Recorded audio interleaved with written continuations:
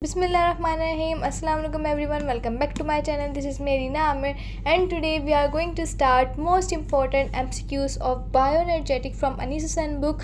और आपको पता है अगर आप लोगों ने ये MCQs सॉल्व कर लिए सो इंशाल्लाह आप लोग MDCAT का कोई भी बायोएनर्जेटिक MCQ आ जाएगा तो आप क्रैक कर लेंगे।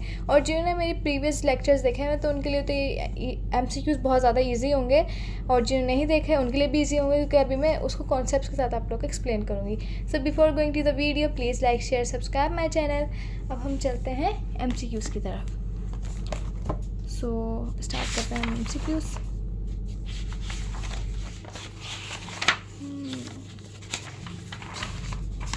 बायोएनर्जेटिक पेज 11 to 28 अच्छा चलता है।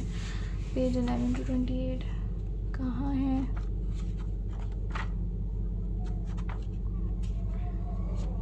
आ गए हम MCQ पे। हाँ, now let's start. First of all मैं थोड़ा जूम कर देती हूँ ताकि आप लोग को इजी दिख जाए। Now start. First MCQ, it is a kind of chemical link between catabolism और एनाबॉलिज्म। सो बेसिकली यहाँ मेटाबॉलिज्म की बात की जा रही है। अब कैटाबॉलिज्म हो मीन्स फूड ब्रेक डाउन हो या फूड फॉर्मेशन एनाबॉलिज्म हो, इसमें जो केमिकल लिंक होगा वो होगा ATP। Second, photosynthesis acts as, photosynthesis जो है एनर्जी कैप्चरिंग प्रोसेस है, वाइल जो हमारा रेस्पिरेशन है वो एनर्जी रिलीजिंग प्रोसेस है। मींस एनर्जी रिलीजिंग प्रोसेस का मतलब क्या होता है? एक्सो, रेस्पिरेशन एक्सो है और फोटोसिंथेसिस एंडोथर्मिक है। Now next MCQ, respiration act as energy producing और we can say releasing process. Now next MCQ पे हम चलते हैं। Capturing and conversion of energy from one form to another in the living system and utilization in metabolic activities। Means यहाँ capturing पूछा हुआ है और ट्रांसफॉर्मेशन ऑफ एनर्जी पूछा हुआ है, मीन्स ट्रांसडक्शन पूछा हुआ है, तो ये बायोएनर्जेटिक की ही टर्म है। Next, it is also called high energy compound because it's phosphate group can easily removed. अच्छा, हाई एनर्जी कंपाउंड क्या होता है? ATP, एडिनोसिन ट्राइफॉस्फेट, और इसमें जो फॉस्फेट ग्रुप है ना वो ईजिली रिमूव हो जाता है, वाइल ADP वो ग्रुप है जिसमें फॉस्फेट पहले से ही निकल जाता है। ATP के बाद ADP बनता है और फॉस्फेट ग्रुप निकल चुका होता है। सो ADP पे से फॉस्फेट नहीं निकलता, ATP से फॉस्फेट रिमूव होता है with the removal of energy. Photosynthesis occurs in chloroplast. Which statement about ATP is not true? It is used as an energy currency by all cell. Yeah, it's correct. C option देखते हैं। Some ATP is used to drive the synthesis of storage compounds. Yes, synthesis of storage compounds को drive करने के लिए भी use होता है। It provides the energy for many different, या एनर्जी प्रोवाइड बेसिकली करता है तो इसलिए इसको एनर्जी करेंसी ऑफ सेल कहते हैं। B ऑप्शन इसका करेक्ट होगा, मतलब करेक्ट इस लिहाज से कि ATP की ये स्टेटमेंट करेक्ट नहीं है, मतलब ट्रू नहीं है। तो कौन सी स्टेटमेंट ट्रू नहीं है? B, it is formed only under aerobic condition. So ये रॉन्ग है, एनारोबिक कंडीशन पे भी ये होता है। एनारोबिक में 2 ATP रिलीज होता है, वाइल एरोबिक रेस्पिरेशन में हमारे 36 ATP नेट गेन होता है, 38 ATP टोटल होता है। सो दोनों में ही हमें ATP मिलता है, तो ये वाला ऑप्शन करेक्ट होगा B, कि ये ATP की स्टेटमेंट रॉन्ग है। Now photosynthesis, photosynthesis. अब हम आते हैं। Dash biochemical anabolic process during which simple carbohydrate are manufactured from CO2, carbon dioxide and water in chlorophyll cell and in the presence of sunlight।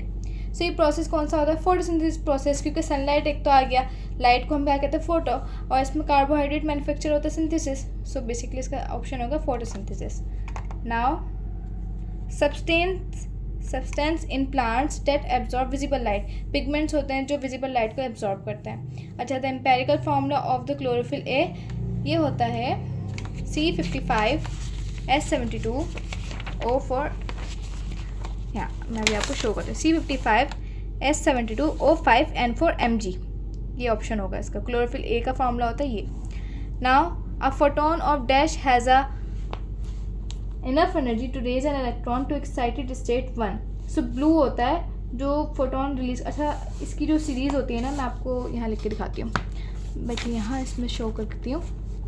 हमारे पास series होती है विब, ये शायद आप लोगों ने पढ़ा भी हो, VIBGYOR, violet, indigo, blue, now green, yellow, orange and in last red. तो उन्होंने पूछा है, अब ऑप्शन में देखो आप, उन्होंने क्या पूछा है कि वो फोटोन जो लाइट इनफ एनर्जी होती है एक्साइटेड करने के लिए। तो सबसे ज़्यादा यहाँ तो देखेंगे ना, वॉयलेट होता है, फिर इंडिगो होता है, फिर बाद में ब्लू आता है।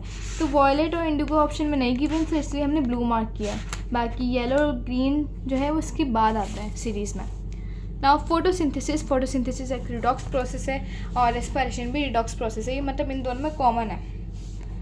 How much energy solar energy will be use for the photosynthesis? 1 to 2% energy use होती है। Which of the following statement is true about photosynthesis? Photosynthesis के बारे में कौन सी स्टेटमेंट ट्रू है? फर्स्ट देखते हैं, the amount of CO2 release is proportional to the amount of O2 inhaled. Wrong, O2 inhale नहीं करता फोटोसिंथेसिस में। जो प्लांट्स होते हैं ना, O2 इनहेल नहीं करते, O2 एक्सहेल करता है। सो ऑप्शन करेक्ट रॉन्ग है। Now it is an energy releasing process, नहीं, एक्सुट प्रोसेस जो है वो रेस्पिरेशन है, फोटोसिंथेसिस नहीं है। It is an anabolic process, या ये ट्रू है, फोटोसिंथेसिस एक एनाबॉलिक प्रोसेस है। लास्ट में क्या है, the end products are carbon dioxide and water, नहीं, ये कार्बन डाइऑक्साइड और वाटर जो है ना इसके रिएक्टेंट होते हैं, not product. How many porphyrin rings are present in 1 molecule of chlorophyll?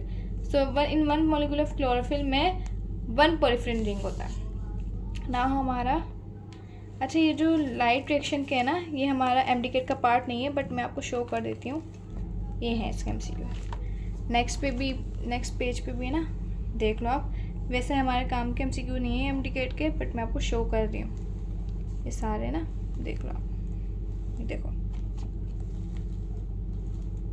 यहाँ से स्टार्ट हो रहा है हमारा। During oxidation reaction electron give up energy which is used in synthesis of ATP from ADP, adenosine diphosphate and inorganic phosphate. This synthesis of ATP is called, देखो इस जो synthesis of ATP in the presence of oxygen हो रही है उसे हम कहते हैं ऑक्सीडेटिव फॉस्फोराइलेशन। सही है, ये तो हमारा नॉर्मल है ना कि ऑक्सीडेटिव फॉस्फोराइलेशन क्या हो, जिसमें ऑक्सीजन की वजह से ATP फॉर्मेशन हो रही हो। Now breaking down of sugar in absence of oxygen, this type of respiration वो एनारोबिक होता है। अब when lactic acid cannot be removed as fast as it is produced, it accumulates in the cells and causes muscle fatigue हो जाता है इससे। Glycolysis जो है प्रोड्यूस नो ATP, नो, ये 2 ATP आपको देता है। Is same like fermentation, no, it's not correct. Take place in the mitochondria, नहीं, ये साइटोप्लाज्म में होता है।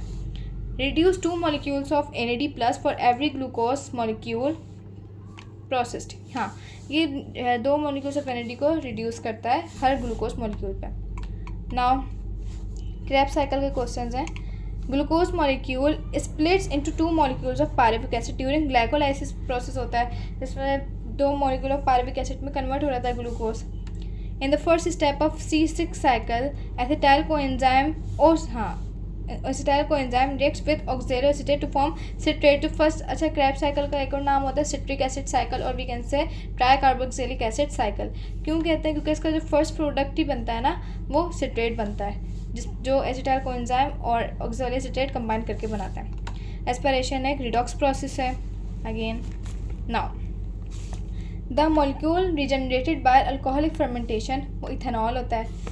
Gross production of ATP molecule during glycolysis, glycolysis में जो ग्रॉस प्रोडक्शन और we can say total ATP जो होते हैं वो 4 होते हैं। अगर यहाँ नेट लिखा हुआ होगा तो 2 होते हैं, 2 का ऑप्शन करेक्ट होगा। फिर which of the following is the final acceptor of electron in respiratory chain, ये मैंने अपने लेक्चर में भी बताया था कि oxygen is a final acceptor of electron in respiratory chain. Biological oxidation involves removal of hydrogen linked with specific coenzyme and is catalysed by, देखो वो कौन सा एंजाइम होता है जो रिमूवल ऑफ हाइड्रोजन करवाता है। सो रिमूवल ऑफ हाइड्रोजन को, उस रिएक्शन को हम क्या कहते हैं? डिहाइड्रोजिनेशन, और जो एंजाइम करवाएगा उसको हम डिहाइड्रोजिनेस कहेंगे।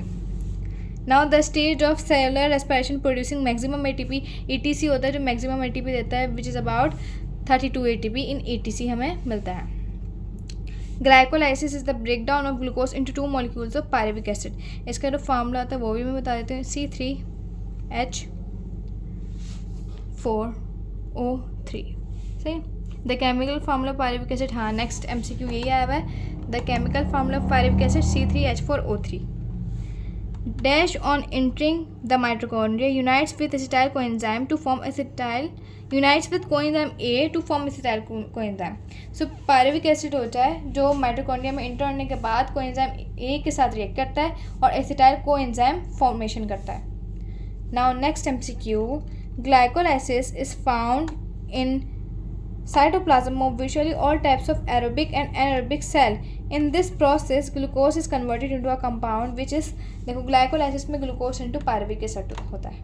ETC occurs in, ETC जो है वो इनर मेम्ब्रेन ऑफ माइटोकॉन्ड्रिया में होता है जिसको हम क्रिस्टाई ऑफ माइटोकॉन्ड्रिया भी कहते हैं। Now in glycolysis dash is converted into dash, glucose is converted into pyruvate और we can say pyruvic acid. Next MCQ है, which of the following is 2 carbon compound. जो 2 कार्बन कंपाउंड होता है वो है acetate, while glyceraldehyde 3 carbon compound है, citrate 6 carbon compound है और ऑक्सैलो एसीटेट 4 कार्बन कंपाउंड है। So that's all for today.